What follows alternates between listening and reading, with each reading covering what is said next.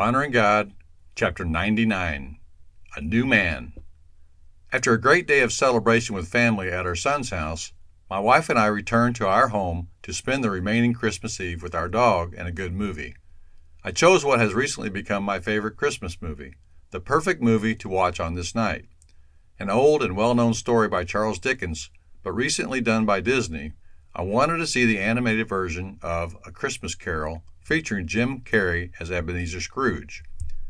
Although I've always enjoyed other Christmas movies, such as It's a Wonderful Life, I feel that the transformation of Scrooge best fits the idea of Christmas and the birth of a Savior. After all, it is mankind and all his wickedness that the Savior was sent to redeem, and the pre-Christmas Scrooge is the ultimate example of what is wrong with humanity. Scrooge is greedy, stingy, bitter, cruel, hateful, and angry, and he cares much more about money and possessions than he does about people. After a night of being shown snippets from his life, and ultimately his imminent death, Scrooge is confronted with a certain eternity of restlessness and wandering the earth, searching for but never finding peace. This reality scares him so much that he immediately changes his life and becomes the happiest, most generous man the old city has ever seen.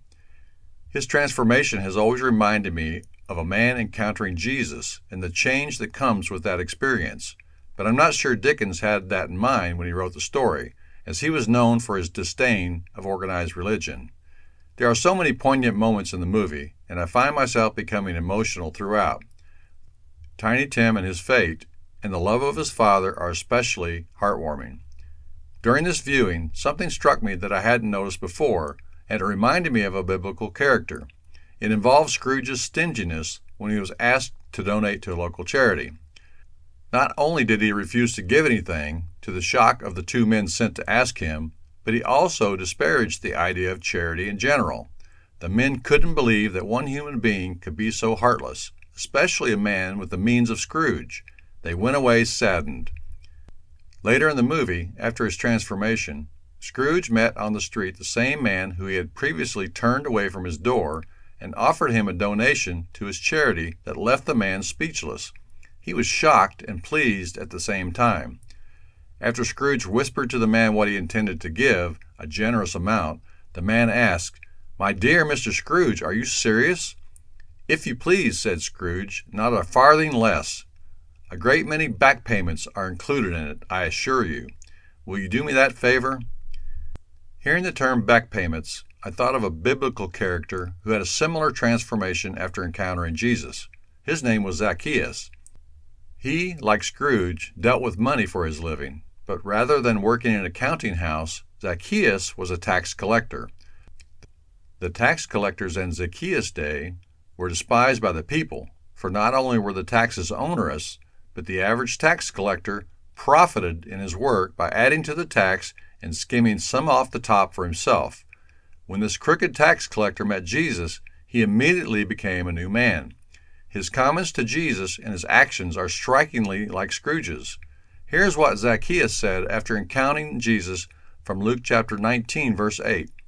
"And Zaccheus stopped and said to the Lord, 'Behold, Lord, half of my possessions I will give to the poor, and if I have defrauded anyone of anything, I will give back 4 times as much.'" Ebenezer Scrooge couldn't have said it better.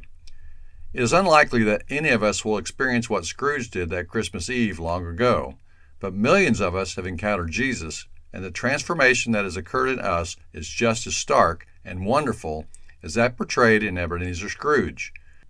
For without Jesus, we, like Scrooge, would face an eternity that should scare all of us.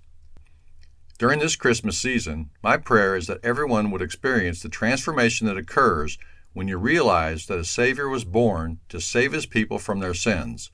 On this Christmas day, I will repeat the words of Tiny Tim, "God bless us, every one."